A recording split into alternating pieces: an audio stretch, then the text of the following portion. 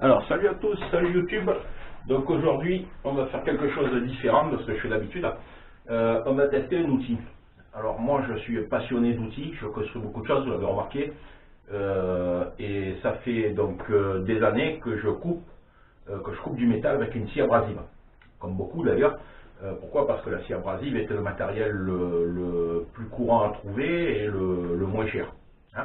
Aujourd'hui vous avez sur le marché des scies qui arrivent qui ne sont plus des scies abrasives mais des scies, on dit coupe à froid, mais c'est pas coupe à froid, c'est avec des disques pour couper le métal, donc qui ont l'air performantes et à des prix très corrects. Donc aujourd'hui on va parler de la marque Evolution, donc qui est depuis un petit moment sur le marché.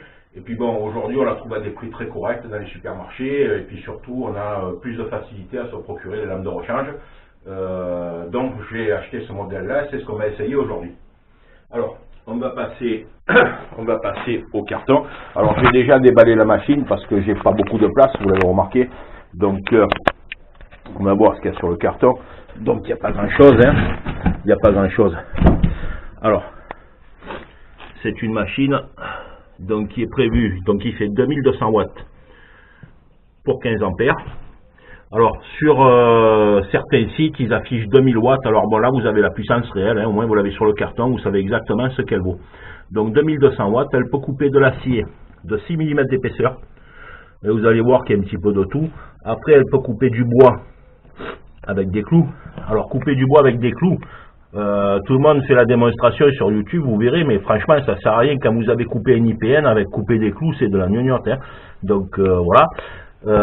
Ensuite les dimensions de coupe que vous avez là pour différentes pièces. Voilà. C'est une lame qui fait 355 mm de diamètre, 14 pouces. La machine est garantie 3 ans. Voilà, quoi dire d'autre. Après sur les autres parties du carton, franchement c'est la même chose, hein. Voilà. Le truc qui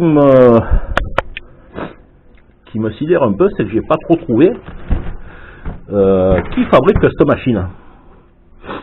Alors ici on voit British Design and Innovation. Alors excusez-moi, je parle pas très bien anglais. Alors je sais pas si c'est une machine anglaise ou si c'est une machine, à un moment donné j'ai vu japonais quelque part. Alors je sais pas si c'est pas une machine d'origine japonaise, je sais pas. Bon, bref. Bref. Si quelqu'un le sait, ben, il pourra le mettre dans les commentaires. Alors, j'ai donc déjà déballé la machine. Alors, qu'est-ce qu'on trouve dans le carton? Alors, dans le carton, on trouve... La caméra, c'est l'enfer. Je vais en acheter une autre parce qu'il ne voit rien. On trouve des charbons de rechange. Genre de truc que personnellement, j'ai jamais utilisé. Alors après, on le pose sur une étagère. On ne sait plus à quelle machine ça correspond. Enfin, bref, la plupart du temps, les machines grillent avant de changer les charbons. Bon, c'est comme ça. On trouve donc la notice que personne, la plupart du temps, n'utilise. Moi, le premier. On trouve alors un étau pour les tubes, donc qui vient se fixer ici. Si vous avez un tube de gros diamètre, vous voyez que la pièce est soudée en déport. Donc vous avez un tube de gros diamètre, vous la mettez dans ce sens-là. Et si vous avez un tube de petit diamètre, vous la mettez dans ce sens-là, votre tube est plus bas. Par contre, pour les pièces carrées, ça c'est du carré de 25 par 25. Vous voyez, il y a du jeu dedans. Donc couper sur la diagonale sur des tubes carrés de grande taille, c'est très intéressant.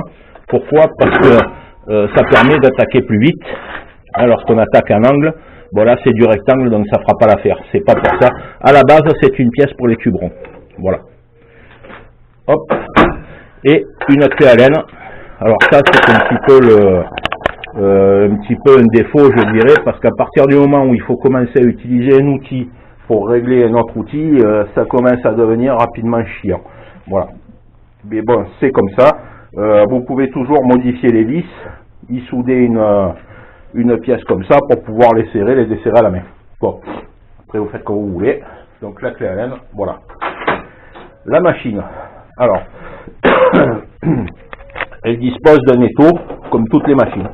Alors c'est un étau qui est de qualité, il est de la même qualité que toutes les machines. Voilà, alors on voit des commentaires, notamment moi je l'ai acheté chez Leroy Merlin, donc des commentaires sur le site à Leroy Merlin, où le gars il dit ouais, l'étau est de mauvaise qualité. Bon, ici moi j'avais une Ryobi abrasive, l'étau est tellement bon aussi qu'il a fini par se casser, et l'autre fois ça a bloqué le disque net et j'ai failli me le prendre dans la tête. Voilà, alors donc l'étau il n'est pas plus mauvais que sur notre machine.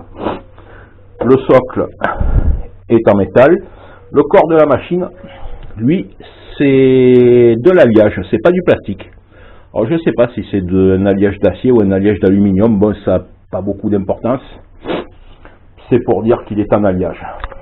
La poignée est munie d'une double sécurité, donc on appuie et on appuie là. Voilà. Pour démarrer la machine.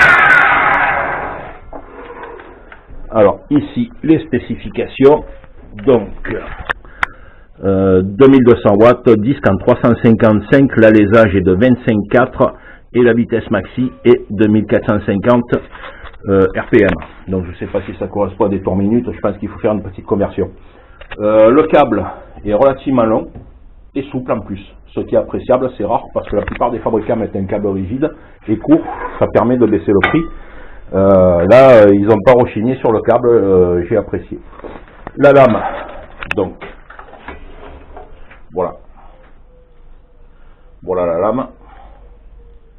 Alors, il donne 1000 coupes avec. Alors, j'ai vu aussi également dans les critiques chez Leroy Merlin, un gars qui a acheté ceci qui dit, moi, je suis loin d'avoir fait les 1000 coupes sur du tube en inox. Alors, cette scie est prévue pour couper du bois, du plastique et de l'acier doux. L'inox n'est pas prévu pour être coupé avec cette machine. Donc si vous coupez de l'inox, vous savez que la lame elle va pas faire long feu, et la lame vaut à peu près entre 75 et 80 euros sur internet selon et au même prix chez Leroy Merlin lorsqu'on la trouve.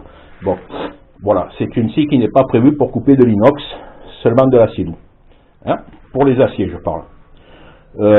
Après l'épaisseur de l'acier qui est marquée 6 mm. Je pense que c'est dû au fait si vous coupez une plaque, parce qu'après on voit beaucoup de gens qui coupent des IPN, qui coupent beaucoup de choses avec. Je vais moi-même essayer de couper un IPN. Donc comme on dit qui peut le plus peut le moins, hein, si la machine est capable de couper un IPN, couper ça, couper du carré comme ça, c'est 3 fois rien. Par contre, au niveau protection, alors moi j'ai déjà fait des essais, au niveau protection, je vous conseille de vous munir de ce type de masque. Alors dans le carton, dans les unboxings qu'on voit sur YouTube, sur les machines vendues aux États-Unis notamment, on trouve dans le carton des lunettes de protection et des bouchons auriculaires. Alors moi, il n'y en avait pas. Alors soit ils ont oublié de les mettre dans le carton, ce dont je doute, soit en France, eh ben, pour baisser les prix, on a moins de bol que les autres, nous on n'a pas le droit de se protéger. Voilà. Donc moi dans le carton, il n'y avait ni les lunettes, ni les bouchons auriculaires. Néanmoins, cette scie qui normalement coupe à froid, je ne vais pas dire soi-disant qui coupe à froid, parce qu'effectivement, lorsqu'on a coupé une pièce, on peut la prendre direct à la main, on ne se brûle pas, dégage énormément de copeaux. Énormément. C'est pour ça que je vous conseille ce type de protection, parce que vous allez voir que vous recevrez des copeaux dans le cou, sur les joues, dans la bouche, donc je vous conseille de vous munir de ce type de protection plutôt qu'une simple paire de lunettes. Voilà. Là où avec une scie abrasive, la plupart des copeaux sont projetés sur l'arrière, bon ben là effectivement ils sont projetés un petit peu de partout. Voilà. Donc voilà pour cette scie. Qu'est-ce que j'ai oublié d'autre? Bon, moi je l'ai pas tout testé, hein, je l'ai juste testé voir si elle marchait. Donc on va essayer. Hein, alors ce qui est appréciable, c'est lorsqu'on coupe par exemple une plaque comme ça. Hein. Alors si vous la coupez de cette manière-là avec cette scie, je pense que ça marche sans souci. On va essayer. Par contre, si vous la coupez avec une scie abrasive, vous allez l'attaquer par le milieu. Et là, je vais vous dire, votre disque sur une scie abrasive, quand vous attaquez par le milieu, il va faire rougir la pièce, ça va la faire fondre, ça va être un vrai massacre, vous allez avoir une coupe vraiment ignoble, sale dégueulasse. Voilà. Donc, c'est pour ça que moi je vous conseille ce type de scie si aujourd'hui, eh effectivement, on peut se le procurer de manière plus facile. Allez, on va faire un premier essai. Donc, je vais couper ce morceau-là parce que de ce côté, vous voyez, donc ça c'est une pièce que j'ai coupée à la disqueuse, hein, donc c'est vraiment une découpe dégueu. Alors le système de blocage, il est plus ou moins terrible, quoi. Hein. Bon, il fait le travail. Moi, j'aurais bien aimé ici, comme en beaucoup de scies, vous savez, un loquet qui se lève. Donc c'est ce qu'on appelle un filetage qui est fait entre cuir et chair, hein, puisqu'il est en deux parties. Donc vous soulevez le loquet, ça permet de retirer. Là, il faut dévisser complètement, ce qui est beaucoup plus long et beaucoup plus gonflant. Bon, je vais poser la caméra parce que moi je ne travaille pas en tenant la caméra d'une main et la scie de l'autre. Il n'y a rien de plus dangereux. Donc je vais essayer de trouver un bon angle pour que vous voyez le mieux possible. Hop là. Ça a l'air bon. Allez, on va essayer.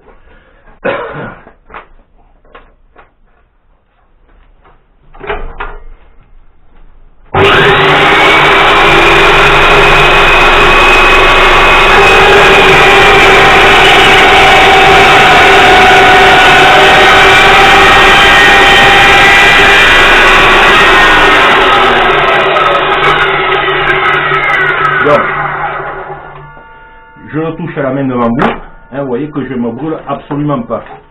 Alors franchement, hein, c'est rentré dedans comme dans du beurre, on se demande même si la coupe est en train de scier. Donc ça c'est une caméra, je ne sais pas si elle fait la mise au point. La coupe est franchement très nette, il y a une toute petite bavure, de rien du tout. Comparé à ce qu'on obtient avec une scie abrasive, hein, on voit la bavure ici, là c'est vraiment ignoble, quoi. Voilà. Sans compter que les coupes ne sont pas droites. Ici on a une coupe qui est, donc vous voyez, ça c'est encore une cornière que j'ai coupé à la scie abrasive, on voit le résultat. Donc voilà la coupe, hop, elle est parfaitement droite. Alors le disque fait 355, ça signifie quand même qu'à un moment donné le disque va vibrer légèrement. Alors quand vous coupez ce type de tube, vous voyez, j'ai fait une coupe hier pour essayer, la coupe est quand même relativement jolie, vous voyez, mais elle n'est pas non plus parfaite, de la même manière qu'elle aurait été faite avec une scie alternative, mais qui va mettre 5 fois plus de temps à couper cette pièce. Mais ça reste une coupe très propre par rapport, vous voyez, à une coupe qui est faite avec une scie abrasive. Alors maintenant, on va essayer le plus dur. Le plus dur, ben, c'est l'IPN. Si la scie peut couper une IPN, alors moi je l'achète pour couper du métal, hein, pas du bois, hein, couper du bois ne m'intéresse pas. Donc si la scie peut couper un IPN, elle peut couper tous les autres métaux. Allez.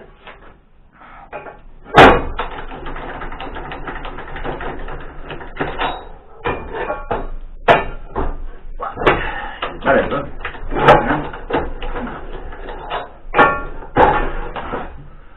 Voilà. Alors je vais juste enlever une tranchette parce que c'est un IPN que je conserve pour faire un pied d'étau. Je n'ai pas de support de l'autre côté. J'espère qu'il ne va pas bouger. Voilà. Donc, ça a l'air assez stable. Alors, voyons, on va l'attaquer comme ça. Je vais vite. Hop.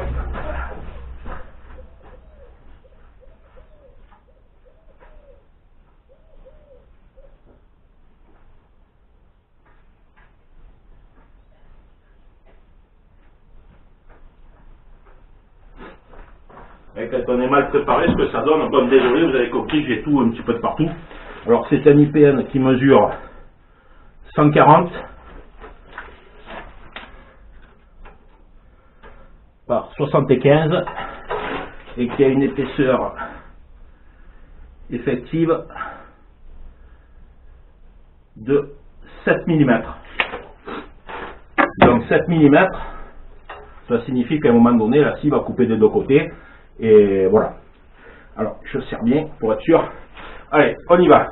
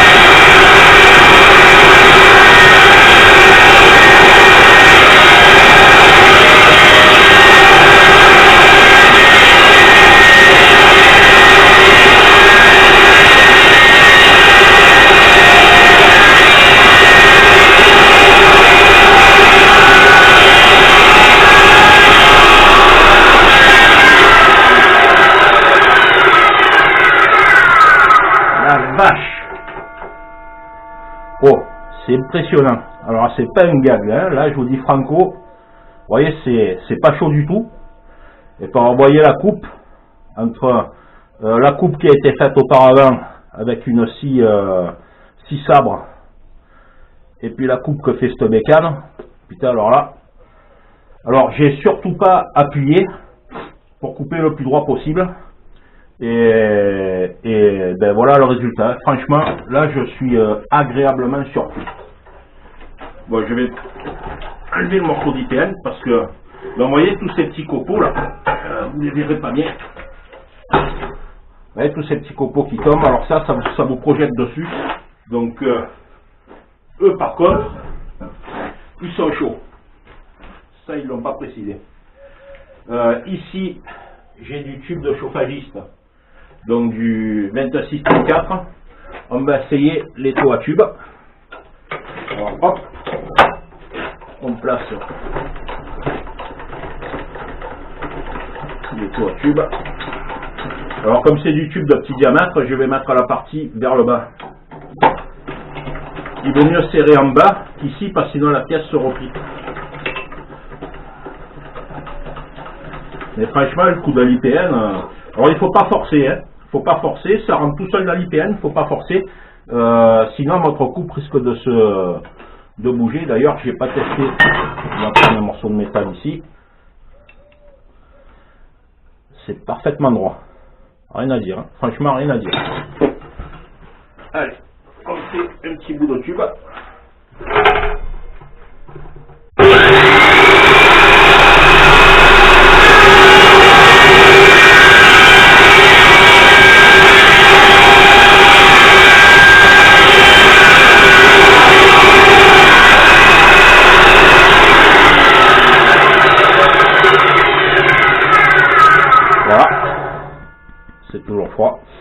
La coupe, ben elle est nette, hein.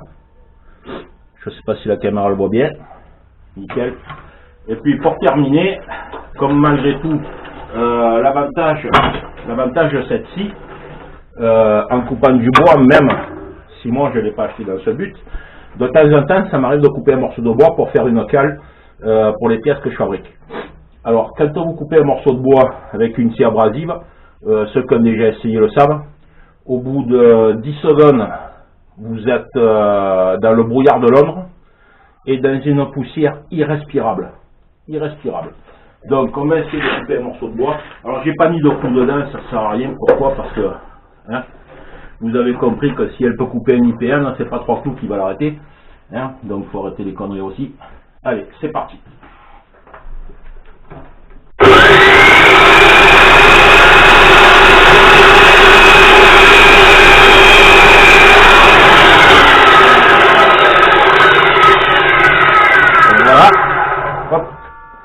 La coupe est nette, précise, quelques bavures là, mais bon, c'est rien. Franchement, que du bonheur, que du bonheur. Alors, voilà. Vous avez compris que les clous ne servent à rien. Donc, voilà pour la scie évolution Wrench. Ben écoutez, je peux que vous la recommander, hein, parce que déjà quand on arrive à faire ça, on se dit qu'on va pouvoir faire beaucoup de choses, et notamment si aujourd'hui vous voulez découper une platine de cette largeur et puis faire un angle à 45 degrés, donc imaginez-vous, vous allez la poser à plat et que vous allez arriver à la couper avec facilité. Chose que vous ne pourrez pas faire avec une scie abrasive, parce que la scie abrasive, elle va commencer à attaquer, ça va être sale, dégueulasse, et puis ça va vous faire une coupe de merde, il n'y a pas d'autre mot. Voilà. Là, vous avez une coupe qui est nette, précise. Voilà. Quoi dire de plus? Ben écoutez, dans quelques temps, lorsque j'aurai mieux testé la machine, je vous dirai exactement. C'est un outil que j'ai payé, alors moi je l'ai payé chez Leroy Merlin, 229,90 €, pour pas dire 230 €. Elle est plus chère chez Amazon, faites attention. Donc il vaut peut-être mieux l'acheter à Leroy Merlin que chez Amazon. Et voilà. Après, quoi dire d'autre? Ben voilà, hein, vous avez des spécifications techniques. Le seul défaut, moi, que je trouve, c'est voilà, cette pièce-là où on aurait mis le loquet qui se relève pour pouvoir mettre une pièce volumineuse plus rapidement. Et ici, un système de serrage différent. Alors, cette-ci, on la trouve en 3 versions. Alors, attention les amis, on la trouve pas en 3 versions en France. Elle existe en 3 versions dans le monde et notamment aux États-Unis. Vous verrez la version Rage qui est la orange. Alors, je vais la différencier parce qu'hier sur YouTube, j'ai vu quelque chose de différent, quelqu'un qui n'a pas compris la différence sur ces machines. Alors, la version Rage a un disque qui peut couper 6 mm d'épaisseur. Vous regardez le disque, les dentures sont faites de cette manière. Vous avez la version Fury. Dans la version Fury, qui est une version verte, de couleur verte, la machine est verte, voilà. Dans la version Fury, d'ailleurs moi j'ai commandé là sur Amazon la scie circulaire Fury, je ne l'ai pas encore reçue, donc je ferai un unboxing dessus. Je me suis fait, je vais pas dire avoir, vous allez comprendre pourquoi. Ce disque vous permet de couper 6 mm. Dans la version Fury, le disque a une denture différente. Donc Fury, je répète, la version verte a une denture différente et le disque ne peut couper que 3 mm. Alors il peut couper plus, puisque vous l'avez vu, j'ai coupé un IPN plus important que ce qui est spécifié sur le disque. Hein, simplement, vous réduisez la durée de vie. Donc sur la version Fury, c'est 3 mm. Et puis aux États-Unis, ils ont une version qui s'appelle Evo SAW, Evo et SAW, qui est bleue. Donc c'est une 3e version que j'ai pas trouvée ici en France. Et cette 3e version, ben, je connais pas les spécifications puisque on comprend pas tout sur les sites américains, enfin moi du moins. Voilà. Donc si vous devez acheter une des 2 versions, en France vous trouverez uniquement celle-là pour le moment, la version Rage. Maintenant sur des sites comme Amazon vous pouvez trouver d'autres versions. Donc moi je vous conseille d'acheter cette version-là pour couper de l'acier plus important. Maintenant, si vous achetez ceci pour couper du bois, vous prenez pas la tête, vous prenez n'importe quelle version, ça fera l'affaire. Voilà. Mais si c'est pour couper de l'acier, il vaut mieux prendre la version maxi. Voilà. Sur la version scie circulaire, dans la vidéo, je commanderai moi une disque orange, donc j'aurai une scie verte avec un disque orange pour pouvoir couper du 6 mm. Pourquoi? Parce que ben, vous voyez que moi je coupe que du métal. Et que je coupe également du métal dans des épaisseurs de 10 mm. Donc c'est un petit peu ce qui m'intéresse sur ce genre d'outil. Voilà. Donc voilà les amis, je vous ai à peu près tout dit. Hein, la qualité de la machine, bon, ce capot, c'est un capot de protection. Alors honnêtement, d'ici quelques temps, ça va peut-être me gonfler. Moi personnellement, je l'ai fait sauter les capots de protection. Bon, je le recommande pas. Je dis bien, je ne le recommande pas. Mais moi je travaille comme ça. Donc, je vous ai tout dit sur cette scie. Si vous avez des questions, une fois que je l'aurai utilisé un petit peu plus, j'y répondrai sans souci. Voilà, merci à tous et bonne journée YouTube. Au revoir.